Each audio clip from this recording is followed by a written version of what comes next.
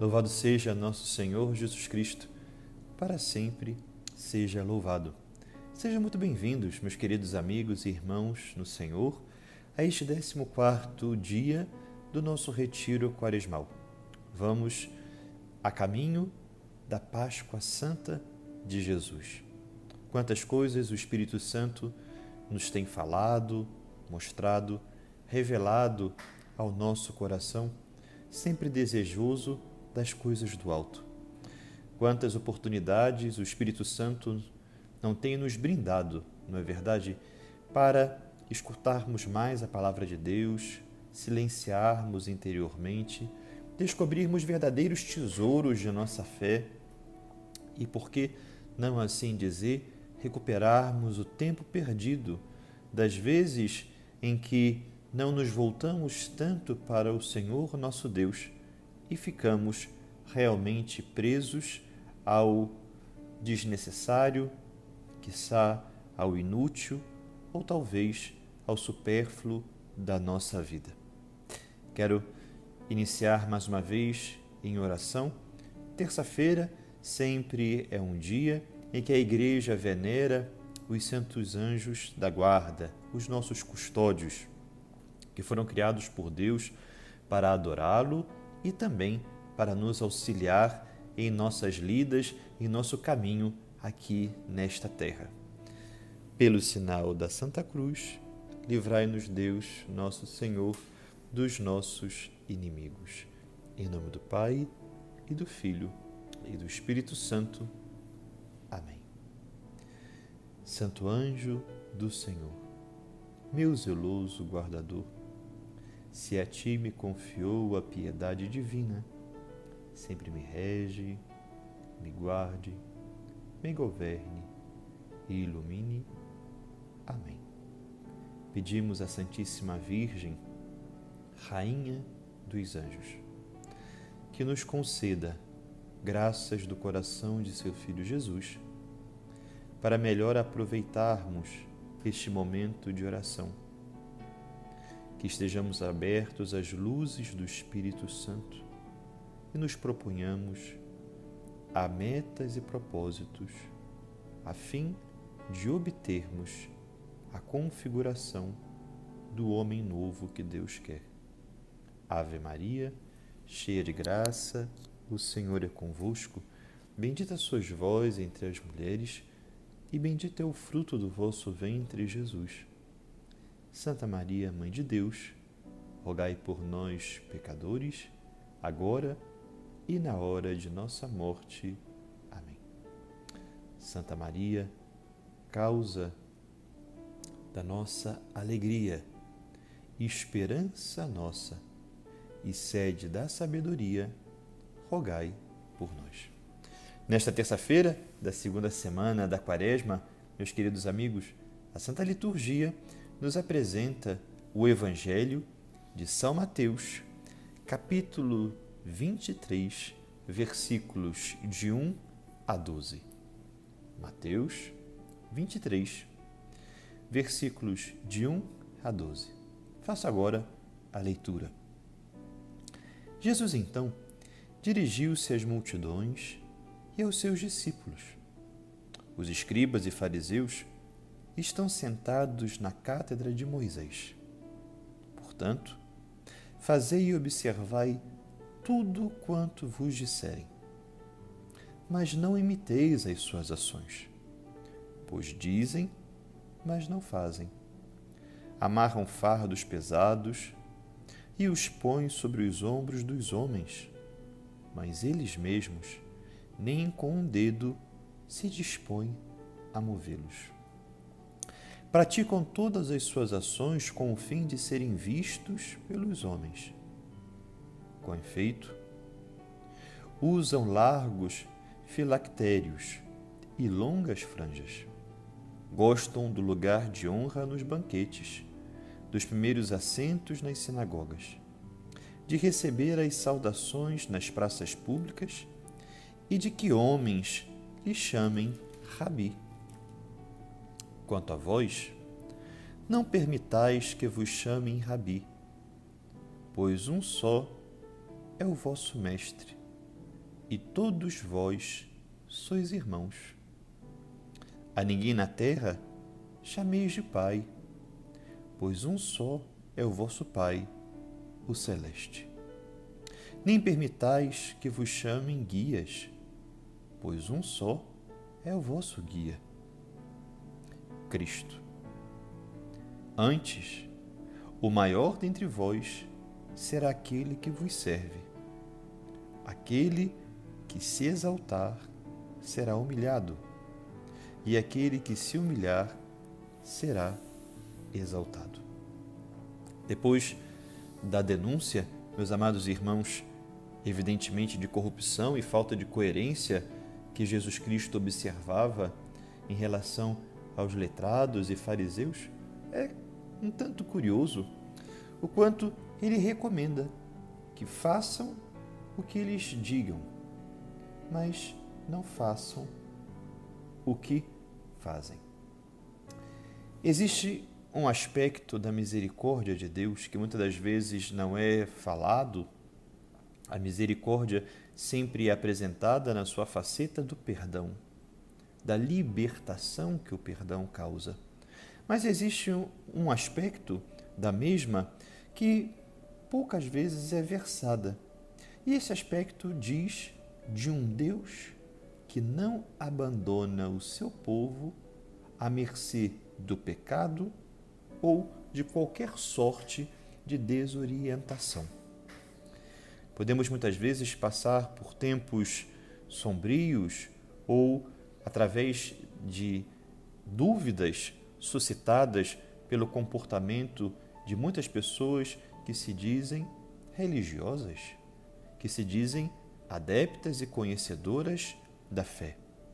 Mas não podemos e nem precisamos ficar presos à confusão, à dúvida e muito menos a qualquer tipo de divisão. Por quê? Porque Deus conduz infalivelmente aos seus. É bem verdade que nós precisamos entender que ninguém conseguirá falsear a revelação que está custodiada essencialmente pelo Espírito Santo. Nós, pastores da Santa Igreja, sabemos que nossa missão de ensinar, de custodiar, é uma verdadeira missão que levamos como um tesouro em vaso de barro. Mas, antes de sabermos-nos protagonistas nessa importante missão de ensinar e de conduzi-los à vida de santidade, nós precisamos, sobretudo, de uma importante vinculação a este aspecto da misericórdia que vos falo. A misericórdia também suscita santidade. Essa santidade que gera coerência entre o que pregamos e fazemos. Por isso é ensinar, transmitir a fé, fazer com que cada vez mais as pessoas sintam um desejo do céu na luta pela santidade, é um serviço e não uma honra, uma responsabilidade que onera a nossa consciência de todos que somos então convidados vocacionalmente, essencialmente vinculados ao sacramento da ordem, para ajudá-los a crescer nesta filiação divina, a não perderem o tempo da quaresma, a graça da quaresma, na luta diária pela conversão dos hábitos, costumes, enfim, daqueles defeitos e muitos pecados que todos nós temos. Por isso, meus queridos amigos e irmãos, como é importante nós rezarmos pelos nossos pastores, rezarmos pelo Santo Padre, pelos seus colaboradores, rezarmos pelos nossos bispos, pelos sacerdotes, enfim, aqueles que têm a grave missão de ensinar, de levar o povo de Deus ao conhecimento da revelação, à fidelidade da doutrina, do magistério e sempre certos de que o Espírito Santo assiste à sua Santa Igreja, de que o Espírito Santo assiste ao Santo Padre, ao Colégio dos Apóstolos, e nós temos convicção de que nunca as portas do inferno prevalecerão sobre a Igreja, porque essa Igreja tem como cabeça a nosso Senhor Jesus Cristo. E por isso devemos ter um santo orgulho que nos leva à oração por aqueles que o Senhor escolheu e sonhou para que dessem continuidade à sua missão de salvar almas, de santificar, de ensinar e também de governar. Uma bela oportunidade de, na Quaresma, rezarmos pela unidade da nossa Igreja, para que nós, pastores, sejamos os primeiros que tenhamos a consciência de que o serviço não é uma teoria, mas inúmeros detalhes de amor para com as almas e, especialmente, para com a Palavra de Deus e a doutrina da Santa Igreja. Agradecemos as orações dos senhores que possam nos ajudar a pastorear e estarmos à altura do chamado que Deus nos concedeu. Hoje, gostaria de abordar com os senhores, meus queridos amigos, a respeito da virtude da ordem, que é um assunto muito importante às famílias, a qualquer idade, mas especialmente para a nossa alma. Por que para a nossa alma? Porque a virtude da ordem nos leva a um comportamento segundo uma lógica que nasce de um hábito que deseja nos concretizar a vida na finalidade que Deus assim a criou. Quando nós pensamos no ordenar a vida, no organizar e viver sempre com a virtude da ordem, nós temos uma dupla finalidade: cuidar da intensidade e, ao mesmo tempo, nos ajudar a perceber e a descobrir a cada dia que a educação na virtude da ordem, ou seja, nesse comportamento que surge de uma lógica a partir de hábitos que nos levam à concretização do fim de Deus para a nossa vida, tem critérios. E esses critérios serão sempre um motor para nos ajudar a viver organizados interiormente e exteriormente. Por isso, a virtude da ordem deve estar governada pela prudência.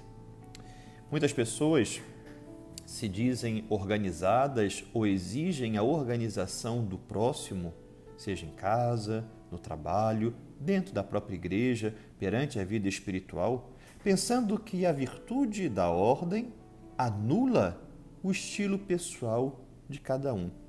Isso é uma falácia. Chama a atenção que a prudência é muito importante para governar a virtude da ordem, a fim de não execrar a individualidade de cada pessoa. Evidentemente, quanto mais ordenados interiormente, menos individualistas, menos egoístas, porém, sempre com os traços da individualidade.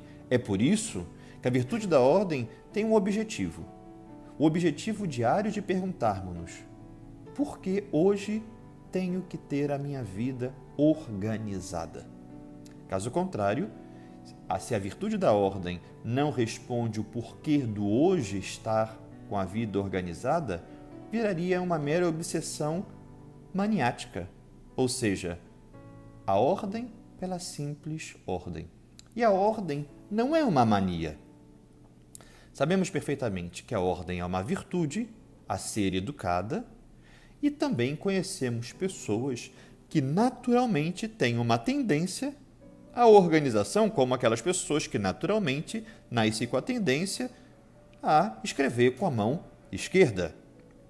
Ora, são pessoas que nascem com essa tendência a facilmente reprovarem a desordem e outras que nascem com uma tendência muito mais fácil, uma propensão a se adaptarem a um estado de desordem, de improviso que não necessariamente é preguiça ou insolência, ou talvez comodismo. Porém, essa tendência natural à organização ou à desordem sempre é educável e, por isso, pode se transformar e deve se transformar numa virtude em nossa vida. Por exemplo, quando nós aprendemos a distribuir em nosso tempo o que é importante daquilo que é urgente.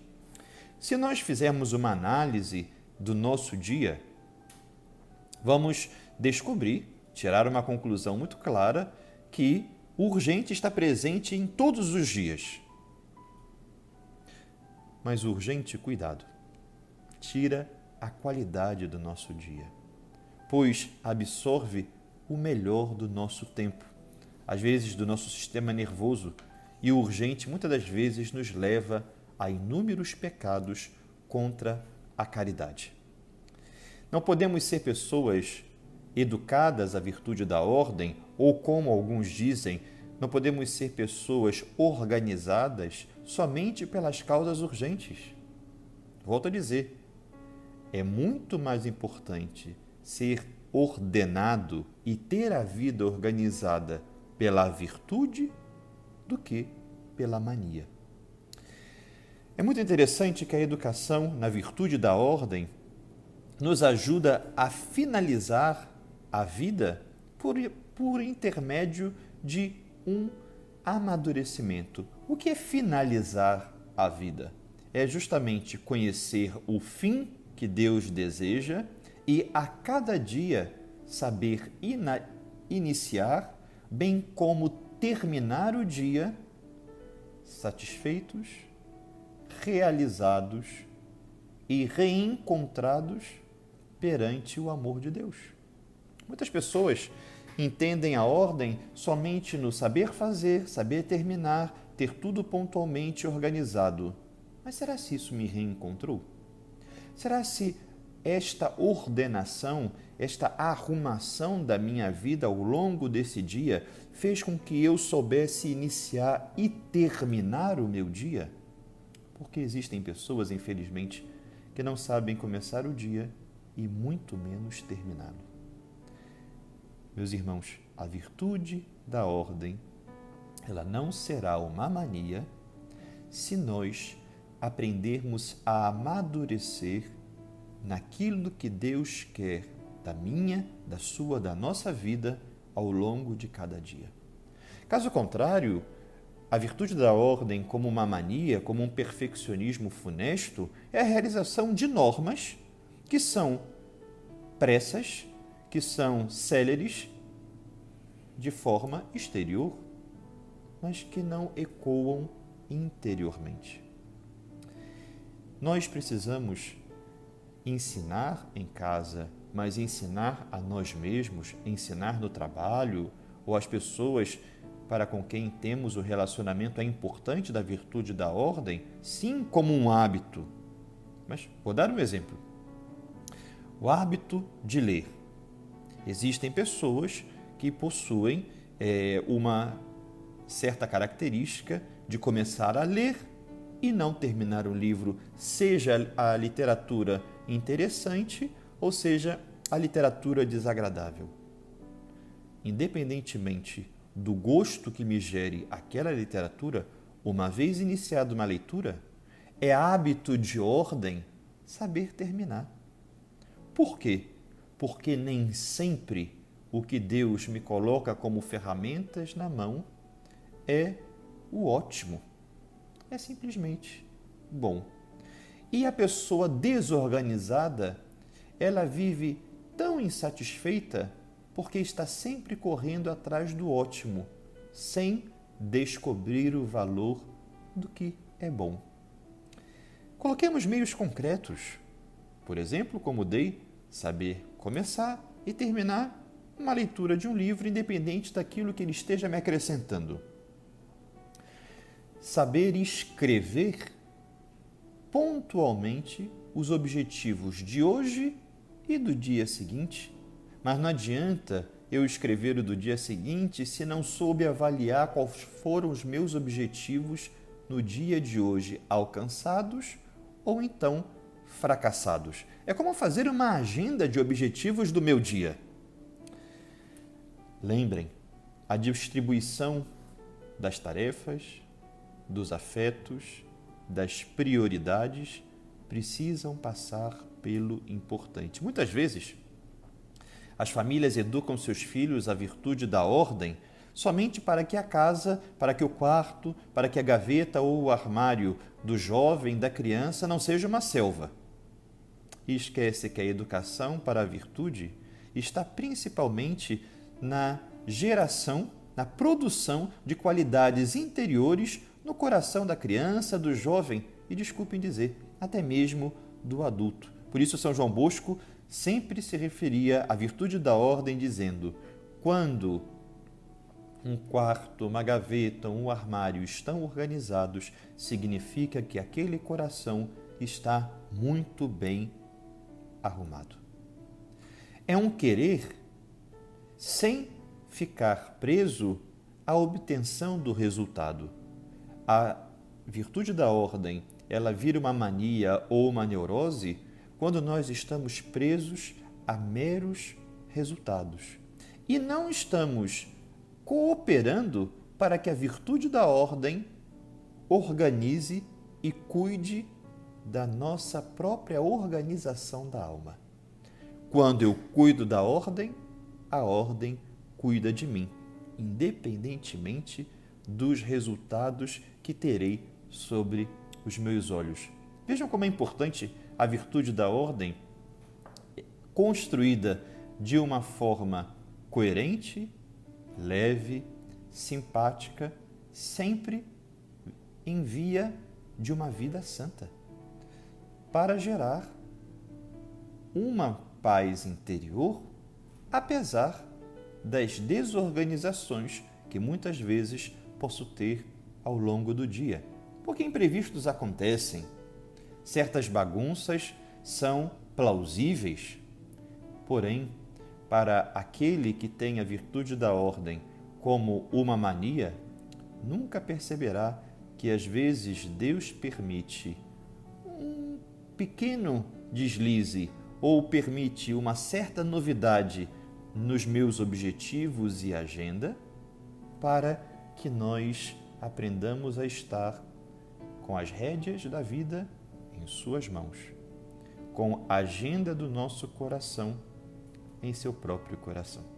Quero deixar para os senhores hoje a leitura da profecia de Ezequiel, capítulo 36, versículos 26 a 38. Vai corroborar muito com esse pensamento da virtude da ordem que hoje, nesta terça-feira da segunda semana da Quaresma, nós estamos meditando no 14º dia do nosso retiro quaresmal. E agora, convido os senhores para a nossa oração do Papa Clemente XI. Meu Deus, eu creio em vós, mas fortificai a minha fé. Espero em vós, mas tornai mais confiante a minha esperança. Eu vos amo, mas afervorai o meu amor. Arrependo-me de ter pecado, mas aumentai o meu arrependimento. Eu vos adoro como primeiro princípio. Eu vos desejo como fim último. Eu vos louvo como benfeitor perpétuo. Eu vos invoco como benévolo defensor. Que vossa sabedoria me dirija, vossa justiça me contenha. Vossa clemência me console, vosso poder me proteja.